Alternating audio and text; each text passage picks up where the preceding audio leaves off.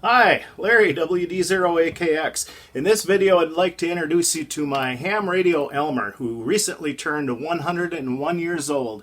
He's doing great, and he has a lot of ham radio stories he could share with us. If I go back again, I'll try to get him sharing some of those stories with us. This is just to introduce him in this video. His name is Ted Spain, WA0YGE, his original QSL card here from the 70s. He let his license lapse, but he still has a lot of fond memories of ham radio. My friend Dan, WD0AKW, is in the video also. We went up to pay Ted a visit, and me and Dan used to play around on CB walkie-talkies before we knew about ham radio in the mid-70s, and then one day I went over to visit Ted Spain. My dad said he was a ham radio operator. We set up a time, went downstairs and saw his ham shack. He put me on the air to talk to somebody, and I knew I was getting my ham radio license after that. So here's a quick look at Dan and Ted, and hopefully we'll do some more videos in the future. This is Ted Spain, here at Knutson Place, and I'm 101 years old yesterday, and lived in Halldale most of my life.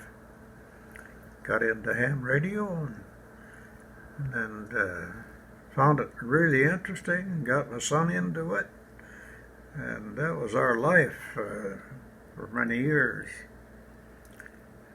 What else you want to know? And this is the guy, this is my ham radio Elmer. Ted helped me get interested in radio when I was 12 years old, and I got my license when I was 13.